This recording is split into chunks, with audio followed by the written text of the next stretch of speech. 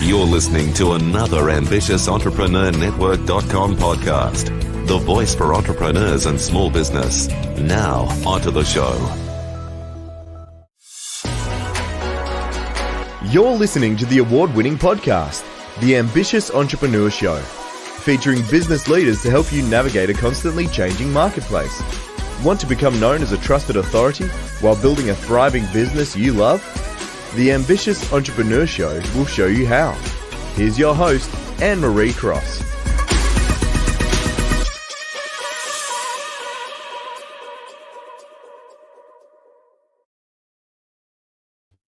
Hey, it's Anne-Marie and welcome back to another episode of the Ambitious Entrepreneur Show, brought to you by the Influence Alliance, the business building community for coaches and consultants who want to build a profitable and sustainable business they love. Now, my guest today says, live on purpose, on your purpose. And joining me on today's show is James R. Elliot. Now, James ensures the success of coaches and business leaders around the world by teaching them some of the top success, communication, influence, and transformation strategies and tools in the world. Now, to become a world-class influencer so you can make great money doing what you love and making a big impact. Now, specifically on today's show, James is going to share strategies to get out of your own way and live in action.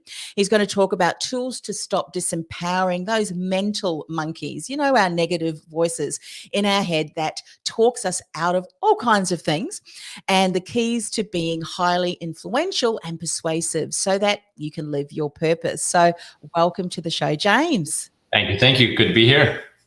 I know that as ambitious entrepreneurs, no matter what stage we are in our business growth, and many of us are kind of pivoting and really trying to be agile with things that have gone on in the world, those mental monkeys, you know, the negative voice, probably talks us out of maybe some of our greatest ideas that can make a much greater impact in the world. So tell me, how did you get into the area that you are now working in? Always love to kind of paint that journey, that sequence. What was that for you, James? So when, way back, I was in a corporate environment and really not really doing what I love. So what I did, in fact, life kind of shoved me and showed me the way when I had started becoming interested in coaching, being coached myself and wanting to be better at certain things in my life. And I said to my coach, I think I want to do this. This is amazing. I love the benefits and the results of this. So what happened was she's like, I think you'd be really good at it, frankly. So here's a course. And then I took another course and a more advanced course and more certifications. And it was interesting because all of a sudden at work, I had stopped loving it. It made great money, but I didn't want to be there anymore. And it was again, I didn't feel like I had a purpose there. I'm someone, and I think we all need to find meaning and purpose in what we do. And I didn't, we were selling something I didn't find a lot of meaning in. So life showed me the way. I got laid off in the height of my sales career there. I was doing well, but life showed me the way, laid off. And so I got a package, took the summer off, and then used my layoff package to start my business because I had amassed all these coaching tools. And I was learning more and more. And so started a coaching business and loved that and loved it so much. I decided I wanted to teach people and give back and really have a massive ripple effect in the world by empowering others, ensuring the success of entrepreneurs, leaders, mentors, coaches, and again, teaching these tools that helped me become someone just as transformed day and night, difference the man I am now versus who I was then. And it's just I love it. Every day I wake up and it's like, oh my goodness, I can help someone obviously make a better living, empower themselves, stop those disempowering thoughts. Because like you were saying earlier, that's really the only one that can get in our own way is us, or the only one we can allow others to get in our way, but it's still up to us. It's still our decision. And so that's why I love teaching these tools and teaching the courses. And it's like, it doesn't have to be that way. You can have the success, have the passion, and find that meaning and purpose in what you do or in something, and then go pursue it. And I tell people, my job is to believe in you until you believe in yourself. So have them go do it and take action. Yeah, I love that. And another reason why I loved that you shared your journey to where you are now is I'm sure that there are people around the world that may have to consider different options because of Right. what's going on in the Yeah, workplace. But I exactly. love how you were getting support and obviously implementing many of the tools, and some of them you're going to talk about today, and you were Yeah. seeing an immediate effect in your own life and Yeah. obviously Yeah. in the ultimate impact to the actions and the behavior that you would have changed. However, you did not let that monkey mind get in the way, or that mental monkey, from actually taking action and getting into now your own business and helping Yeah. people. I'm sure that there's going to be people that are listening and watching even the replay that may be in exactly the same situation. So let's Right on. talk about some of those strategies. And I think, Yeah. hindsight, it can be a great teacher. So maybe reflecting it through that lens, what were some of the strategies that you used that enabled you to go, you know what, I need to make this decision so that I can live on purpose, and do that. What were some of those strategies? Exactly. And it's interesting because that's how I came up with my 5 pillars, and I'll share them later, my 5 pillars to success, and just going through all this and struggling and then overcoming this and achieving and seeing what works and what doesn't work. But really the biggest thing is we can manage our fear, and I'm happy to share some tools today and strategies to manage our fear, the worry, the anxiety. But the biggest thing is where the rubber meets the road is action. So being in action is the key thing. And I tell people, fear can't live in action. Think about it. If you're doing something, you're taking action. How fearful are you? Sure, there might be a bit of worry there, maybe a little bit of fear, but that big fear goes away when you just face it and you take action. You start doing and doing something new, or something you were afraid of, or you didn't know if you could do, or something new. A few years ago, I had a traumatic experience when I was young, getting lost in the woods. So I had always been scared of being in the woods, especially at night, especially alone. So what I did one night, it was 10 or 11 o'clock at night, pitch black, went in the woods with just a flashlight, went in the middle of the woods and sat down there for an hour and a half.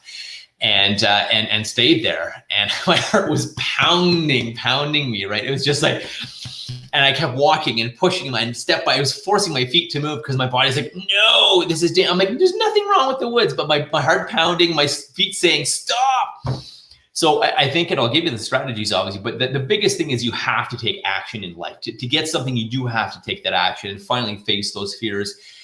And we've all done it. We've all seen it, that when you finally take action and face it, you're thinking, well, wow, that wasn't actually that bad. Or, I wonder what I made a big deal about it anyways. That wasn't so bad. Just like when I was in the woods, I'm like, this is beautiful. It was so peaceful and serene in the woods at night. I could hear all the sounds of the woods and the little critters and the crickets and everything. Looked up at the moon coming through the trees. I'm like, this is beautiful. What was I afraid of? So anyway, that's one of the biggest things is we need to take action, no matter what tools we have. And I love tools such as NLP, or Neuro-Linguistic Programming, and timeline therapy, which will help literally switch the way your brain thinks and change the way your brain thinks, how it filters things, what it perceives. Is it looking at dangers, or is it looking at the risk and the loss or potential loss of situations, or is it looking at the benefits? And wow, what can happen? What positive, great things could happen from anything in life? Public speaking, or starting a business, taking action, having some tough talk, or approaching a new client, or maybe a bigger client, right? Or more intimidating client, right? So that's kind of where I wanted to start off with. It's said that we have 60 to 80,000 thoughts a day, and most of them, unless you're trained, and especially NLP trained, most of them are negative. Most, again, like you said, that gremlin or the mental monkey on your back or the little devil on your shoulder, it's not nice to us. I mean, none of us would be friends in real life with the voice in our head. It's it's so mean. Yeah. No one will be friends. So as you're referring that example, let me just jump in here. And the reason why I want to say this is I'd love to set this up. Because it's a conversation that I have had time and time again. And I really want to help, particularly some of these women who are just positioned to be able to make such a big impact, yet I think they're stuck in fear because they feel that I need to build the confidence. I don't have the confidence, but they often we look at our male counterparts and think, well, they're really confident. But what I hear time and time again is men say, we feel exactly the same thing. We doubt our self-worth. We wonder, what on earth am I doing here? And so if you think back to, because you shared the same thing, you as a child, you shared that story, but I'm sure that there were certain things that you were saying to yourself as you were thinking about making that move that could have held you stuck. So what you're saying is you just did it. You just did it anyway and kind of proved your fears wrong. Just say, you know what? It's not going to keep me stuck. Would you say that that's a key point? I would, yeah. It's one of the factors. One of my 5 pillars is take action, because you can use the law of attraction all you want, you could visualize all you want, or focus on what you want, which is one of the other pillars. Focus on what you want, because if you focus on, oh, this is crap, or this is terrible, I don't want this, I don't want to be sick, I don't want to be broke. You're gonna get it. You're focusing. You're telling your brain, okay, focus on this. Versus, I want to be rich and successful, happy, powerful, positive, feel amazing. I want to take action, want amazing. Then again, you're focusing on that, so you're going to go get it. So yeah, to your point, exactly. Yeah. A lot of the things I was saying myself, and that luckily these tools that I was learning at the time helped stop this and interrupt that pattern. Was like, is anyone going to buy from you? Can you actually help people? Who are you to help people? And to your point, we all have, I've been fortunate to work with and coach some multimillionaires, CEOs, directors, executives, really amazing entrepreneurs with big businesses. I've been I've coached people from like a nun from the African Congo, which is super cool, or single moms. They're just some amazing people that are down and out, people that have been suicidal in the past and they want to turn their life around. It's been amazing, but there's no exception to, we all have this imposter syndrome, and you really got to, I guess, embrace it, but at the same time, ignore it, right? And okay, it's there. I get it. It means you're normal. It means you're human, right? So relax, because it means you're normal, it means you're human. But to your point earlier, I think people are so afraid of either looking bad or feeling bad. Wow, what if I do a post and no one likes it? Or what if people say it's crap? Or what if I do an event and no one comes, only 1 or 2 people come? Or what if I do something and I fail, or when people say I told you so, or I let my friends, my parents down, or my parents have been chirping at me all for years and saying, oh, that won't work, or why are you doing that? And I'll prove, let's see, prove my enemies right, or prove the naysayers right. And people are so afraid of that, we're afraid of feeling bad, and we're afraid of looking bad. And to my point is, you really gotta let that go, and you really gotta stop worrying what people think about you. I'm not saying to be a jerk in any means, but you really gotta stop caring and worrying what other people think about you. Yeah. It's interesting, because you almost get to a stage that when you start to just do your thing and you know that you're making an impact, because there are people that need to hear your story. Yeah. They're years behind. Yeah. So you can really be that hope and possibility for them. You get to a stage where you just do. For me to even think, I just shared a post on LinkedIn, if you want to start a podcast, start a podcast. Number one, we don't know what to say, or we worry about what people say. Who gives a crap about what people say? Because they're not your ideal clients. And that's kind of, a bit controversial and in your face, but sometimes you just got to say that. If we're so worried about what other people will say, then it's going to stop us. So let's talk about, because you mentioned take action. You have to take action, and you have to focus on what you want. What are some other tools that you've used? Maybe share just some overview of those other pillars when it comes to really stopping those disempowering mental monkeys on our shoulders. So some of my favorite tools, and they're so easy. So in the NLP language, they're called pattern interrupts. It interrupts that pattern of, you're not good enough, or no one's going to buy from you, it won't work, or you're going to fail, or you're going to lose all your money, whatever the voice says, right? Whatever the voice it says to you. These are called pattern interrupts. So that little devil or monkey, what I want you to do anytime, everyone, that monkey starts saying something, and even sometimes, and again, I'm trained, when you get trained in NLP and you have these NLP and timeline therapy breakthroughs, most of those 60 to 80,000 thoughts a day will be positive and empowering. However, until then, I want you to do this. You hear a voice, it's disempowering, tell it to shut up. Literally, tell it to shut up. And you don't want to tell your whole brain to shut up, but it's that voice you're telling you to shut up. If you want to name your monkey, my monkey, his name is George. And it's like, George, shut up. And I have fun with it too. I have fun with it. And you got it. It's like, George, be quiet, I'll put you in the cage. And it makes you laugh. So it totally breaks that negative state. but it really works. So again, it's called a pattern interrupt, and it stops that pattern. And the more you do it, the more it becomes a new pattern. That way, if you know, George or your mental monkey or little devil starts to say something, right away your brain will start shutting it down and ignoring it and blocking that. And you're like, I am awesome. I can do this. I am lovable. I am powerful. I'm going to be successful. I'm going to help people, because people need you, right? It's like, get out of your own way. People need you, and people are hurting in the world. Whatever you do, however you do it, find meaning, find meaning in all the crap that happened to you and all your struggles in life. Find meaning in that by helping people, making great money, do what you love, making an impact by saving people from that or helping them get out of that faster, right? People need you. So people always say, who am I to whatever? Well, who are you not? You went through all this stuff in life, struggles, challenges. We've all had it, some more than others, but we all had our struggles and challenges. You went through that for a reason. Make it, have a meaning to that, right? Viktor Frankl found meaning when he was in the concentration camps during the Nazi Germany, World War II. He found meaning there. And so afterwards, he started becoming more of a therapist and helping people, and he found joy, and he found purpose, and lived on purpose, helping others and almost really healing himself by helping others in some way. I'm not saying you have to become a coach or leader, and we're all leaders anyways, but that's one thing. So shut up. The other thing too that's great, if your brain starts catastrophizing things, if I do this, what if I lose all my money, and then I'll be homeless, and I'll be broke, and I'll be on the street, I'll be addicted to drugs, and I'll be this and that. And you go on a wild goose chase. And I mean, my brain does it too once in a while, less now that I have the tools, but a good one, another pattern interrupt is stop it. To your brain, be authoritative, more authoritative than that voice, and stop it. And as authoritative or as loud as you need to say, in your head is probably best if you're around other people, but stop it. And that again will stop that wild goose chase and get you out of that just going off like in outer space. Oh, the world's going to end if I start my own business, or if I take action or invest a bit in coaching or mentoring or in all the cool stuff you do, Anne-Marie, or the cool stuff I do, right? So those are two really powerful, so simple pattern interrupts, so simple. And that's why I love NLP. It's so simple that it works. Yeah. I love those examples, and I love the way that you've also said, if you're in a room, you can do that internally too, because I'm sure that would bring it to an entirely new level. If you were telling George to shut up, or you're going to put him in the cage, and there was a George thinking, there was a George in the room. Yeah.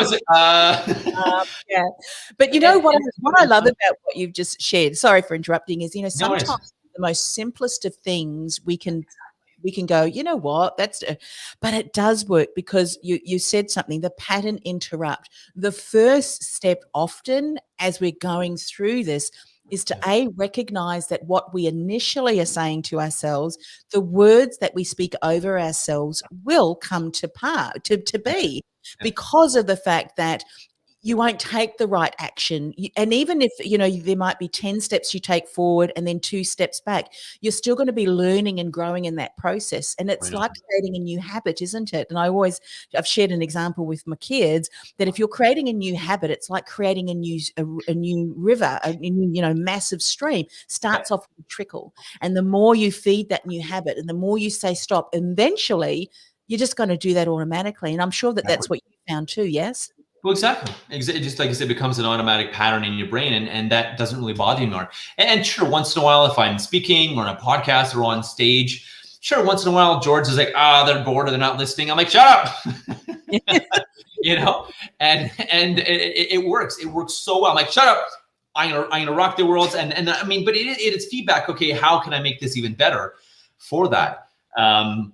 And I think it's very powerful to really get out of our own way. And instead of, I think it was Marianne Williamson said, often it's not our darkness, we're afraid of it's our light. And what can happen when we go big and when we're successful, and all the things we believe about success and all the misconceptions about success and money and all those things. But that's a whole other podcast. Yeah. Oh, absolutely. Let's talk about the keys to being highly influential and persuasive so that you can live your purpose. I mean, one of the things that you just mentioned about these tools, it's certainly going to help lay some of that groundwork. But then again, being that highly influential and persuasive in your area of expertise is something that I know many people desire, but they can keep stuck from actually achieving that. So what are some insights? Yeah. So, and that's why I love teaching NLP and the other tools, kind of hypnosis for business. People are like, hypnosis for business? Yes, it's conversational hypnosis using specific language to really impact people and also get past people's BS so you can actually help them. Versus, oh yeah, things fine, business is fine, life is fine. Now, what's really going on and how can I serve? So, it's a lot of fun and very empowering. And again, that's why I love the tools and teaching these tools of influence. So, being influential and is one of the biggest, and being persuasive, being a master of influence and persuasiveness, ethical influence and persuasiveness is one of the biggest things you can have. And there's a couple keys to that, like you were saying.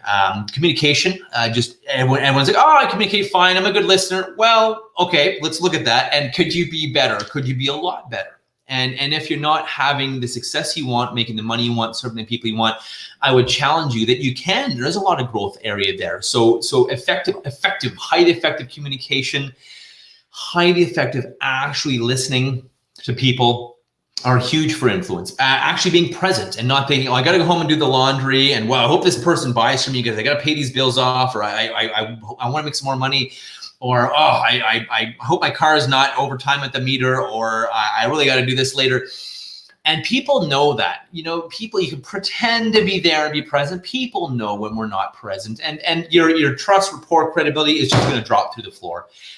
It's going to be gone. You're going to sabotage yourself no matter what song and dance you do or how great you talk. People, if you're not present, if you're not really listening, people, they'll lose respect and you'll break rapport. In fact, the fact that I really listen, I'm actually present with people, is a comment I get. They're like, wow, you got all that from our conversation, or wow, you were actually listening.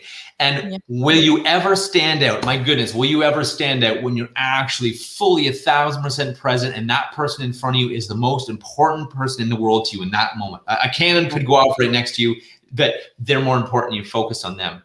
There's a comment that I just read on one of the platforms. I think it was LinkedIn, and someone commented about this thing, and I'm holding up, for those of you listening to the audio, my phone, my smartphone, and they said, you can't tell me that you're listening to me when you're looking at this. Well, exactly. And that's the things, people that are, I will turn my phone over. In fact, I will not even bring it up onto the table. My family often say to me, why didn't you answer your phone? I said I was having a conversation. Exactly. The world could be coming to an end. I have no idea if I'm talking. I want to be present with that person. I don't want to miss something. So to your point, it's so important.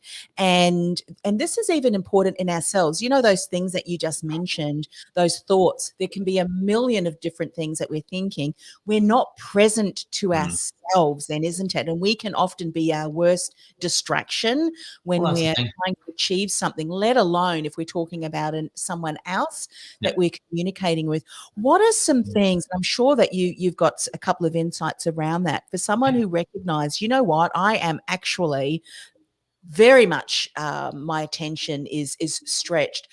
We have to retrain that behavior too, isn't it? So that we're looking at, what are some things you can share here? Yeah. So one of the things is, I mean, like you said, with your phone, it almost, and social media dings and rings, it's almost programming us to be distracted, to attempt to multitask. There's unconscious multitasking. Sure, your brain can tell your heart to beat and your lungs to breathe at the same time, but consciously, there is no multitasking. You can switch quickly. Some people switch, and I used to do that, switch very quickly between tasks, so it appears you're multitasking, but you're not.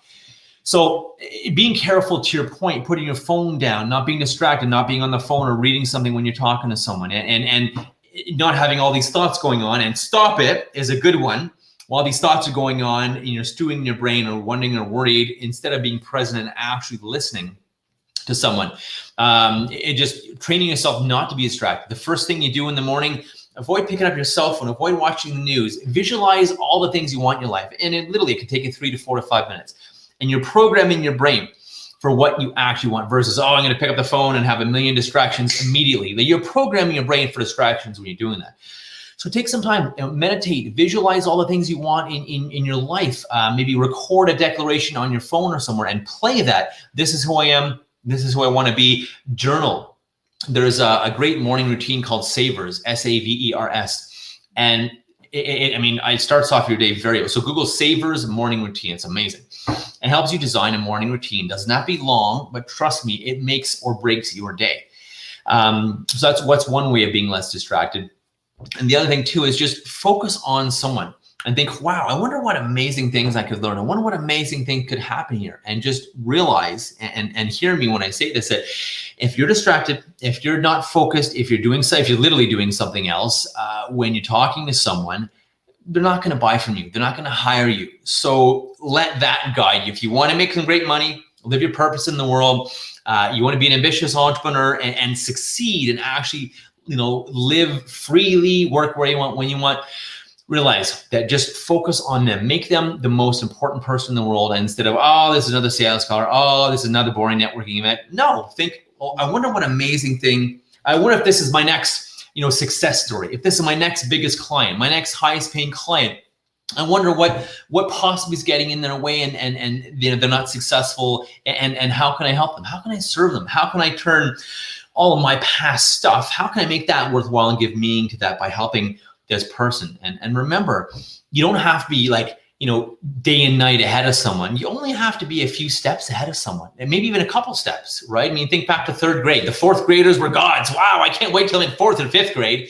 And you only have to be a couple steps ahead of someone.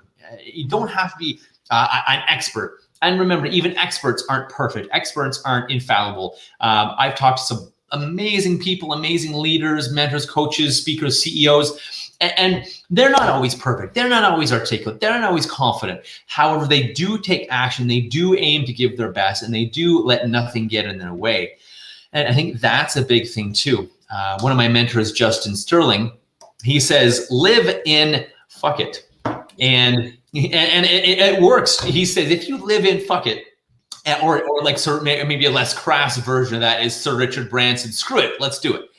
But if you live in that and just do what you need to do, take the action you need to take, say what you need to say, speak up, share, start a podcast, start doing a couple 2-minute Facebook Live every day just to get your feet wet, whatever it is, start giving value, which is again, circling back to how to be influential, just start giving value. Because that is one of the big keys to influence and being persuasive, giving value, be everywhere. People trust you, you're credible, you're everywhere on social media, on podcasts, speaking, on your YouTube channel, you name it. That is, basically being everywhere, being pervasive, not persuasive, pervasive. Being out there is one of the big tools to influence because you get that social proof. Wow, they're out there. Their Emery's everywhere. Everywhere I look, she's doing this or doing cool things or summits or events or what. Wow, she must be great, right? And that's one of the biggest things is social proof. However, you can get that with reviews, testimonials, but that's another step to being persuasive and influential, as is being present, right? And as is giving tons of value. And this, people say you speak a lot. How are you nervous when you speak, whether it's a virtual summit or when you're on stage in the old days when we were speaking on stage or whatever?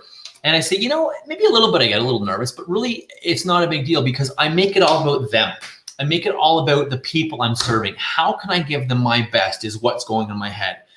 What do I need to do to give them my best? What do they need? How can I serve them versus, oh, I hope they like me, or I hope they don't tell me I'm crap, or I hope I don't fail, I hope I don't screw it up, or I hope I don't forget my lines or forget what I'm going to say or whatever, right? You're focusing on the wrong thing, first of all. And so make it about them and make it, how can I serve these people? How can I give them my best and serve them, interact with them? What do they need at this moment? And get excited to serve them. Wow, I wonder what amazing things what feedback they get me, what amazing things I'm going to help, what amazing people are there that I can personally help and have an impact on and have a big ripple effect in the world. Get excited and focus on them. Make it all about them, whether you're speaking, whether you're networking, whether you're meeting clients. People will love you. And if you make it all about them, finding some way, any way to give value, even if someone will never buy from you or you don't think they'll ever buy from you, find ways to give value. Send them an article. Oh, I thought of you the other day. Or here, I connect you with this person. This person needed this. Or hey, you mentioned you needed web SEO. Here's someone I met. They seem really great. Or here's an article. Or here's a person that does something similar to you. Maybe you can connect. You just find ways to give value. Maybe it's just a conversation. Someone's having a hard day and just, are you okay? Do you want to talk about anything? You want to meet? Whatever it is. And you'll be someone who They will answer the phone. They'll always pick up the phone for it. You'll answer your email. Wow, it's Anne-Marie emailing. Wow, I'm going to click on her email first because I know it's going to be something important, something of value. Aim to give tons of value to people. Way more, even if they're paying you, give them way more value than they're paying for. And if they're not paying you yet, just give them so much value and find ways to give value that doesn't take a ton of your time. That's the other key. It doesn't mean a ton of time. There's many ways to do that. Again, outside the scope of this podcast, but give tons of value, be valuable, and people will think of you. They'll refer you. They'll buy from you. They'll send people your way. They'll sing the praises for you. They'll comment on your Facebook lives and your posts and Instagram and podcasts, and then that's going to give you the social proof to be more influential. Yeah. So those are a couple of the keys. Such brilliant points, James. I remember years ago, I mean, this is decades ago, when I was being trained in the area of Train the Trainer. It was a course I did. And one of the first things that we needed to do for 2 minutes was to get up and just speak about anything. I cannot remember what I spoke about. My palms were sweating. I was so nervous, but I just did it anyway. Yeah. The end of it, could not have told you what I said, but the feedback that I got was, that is amazing. What did you do? And I said, I don't know. What did I say? I can't tell you. But what I wanted to confirm from what you were saying is you just got to get out there and do that, even if you're nervous, because now, put a microphone in front of me and you can't shut me up. But, and exactly. Initially, it was fearful, but you just keep doing it and doing it. And I think the confidence and the level of mastery, we'll never reach mastery. And why would we want to? Because there's joy and fun in the learning and development. Some of the most masterful speakers, or whatever, you're aiming to achieve, it's done through thousands and thousands of hours. And it looks so easy for them because they're so well practiced, isn't it? And that's what we want to do. And that's just part of the journey, I think. James, how can people get in contact with you and find out more? It sounds good. Like I said, it's just starting and doing it. And just to tag on to what you said before I finish off, it's people like, wow, you're such a great speaker. Your passion is amazing. You're engaging. You have fun. Clearly, you're enjoying this. How do you do this? I said, well, it wasn't always like this. I had to start and take action. And I have videos of my first talks, and it wasn't pretty, right? My first few talks weren't pretty, but I did it. And that's the biggest thing. So yes, find ways to manage it. Stop worrying about what people think about you. Even if 1% of the world loves you and 99% of the world hates you, that's 75 million people. I don't think you could possibly serve that many people in your lifetime. 75 million people is 1% of 7.5 billion. Yeah. So even if you can only serve 1%, even if only 1% love what you do and get your message and want to work with you, who cares? 1%, that's all you need. So avoid worrying what someone thinks about you. And if you have haters, embrace them. It means you're taking action, you're speaking out, and you're not hiding it. You're out there in the world. So to reach me, unleashyourpower.com/training is a really good way. James at unleashyourpower.com as well is a good one. If you want to check my YouTube channel, it's James R. Elliot, Unleash Your Power. And lastly, if you want to look me up on Instagram, it's Instagram. My handle is Unstoppable Entrepreneur Blue, BLUPRNT, short for blueprint. So Unstoppable Entrepreneur, BLUPRNT. That's my Instagram. Again, just unleashyourpower.com/training is probably one of the best ways, or simply email me, James at unleashyourpower.com. Love to chat, love to speak, love what I do, and I love having a lot of fun. And that's what I tell you, life should be fun. Make it fun. If you're not doing something that's fun, stop doing it. It should be fun. Exactly. Really. Exactly. And thanks again, James, for coming on the show. Pleasure. Love that. Please reach out to James. He's certainly living his purpose too, and he can certainly help you define and live yours too. So thanks once again. My pleasure. It's been a pleasure. Thanks, everyone.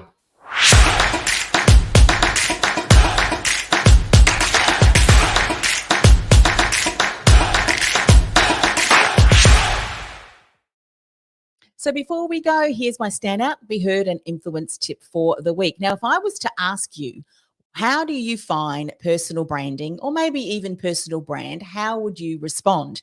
Well, if you said that your personal brand is your reputation, you would be correct. Personal branding or personal brand, it's not a fad. That's sometimes what I hear too. Oh, Anne-Marie, that is just a fad. But it's not a buzzword. It's not just something that marketers have decided that they wanted to throw around because it's the flavor of the day. In fact, many of you would know that in my former business, I was a career consultant. That was way over a decade or even more ago. And so we were talking about personal branding and your personal brand way back then, into the 2000s actually. So it's not a fad at all. Your personal brand is your reputation. It's what people think about you. It's what people say about you. And whilst you can't control what people think or say about you, and you really shouldn't worry about that, but if it's your ideal client, you certainly do, because you can influence that by how you show up, the conversation that you have, and most importantly, it's the clarity. Your actions, your interactions, your conversations, everything can impact your personal brand positively or negatively. So if you were to do a personal audit today, let me leave you with this question. What would people think? What would people say by what they're seeing and hearing and how you're showing up in the world? Is it exactly what you would want them to think and say? Or maybe you're leaving it to chance. Now, if this is something that you're struggling with, I can certainly help and give you some tips. Reach out. The email address is help@annemariecross.com. Let's set up a time to chat. That's help@annemariecross.com.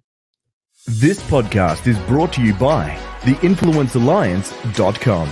Want to influence real change with your message by becoming known as a trusted authority in your industry while building a sustainable and scalable business you love? Find out how by accessing our free podcast series at www.theinfluencealliance.com/podcast series. That's theinfluencealliance.com/podcast series.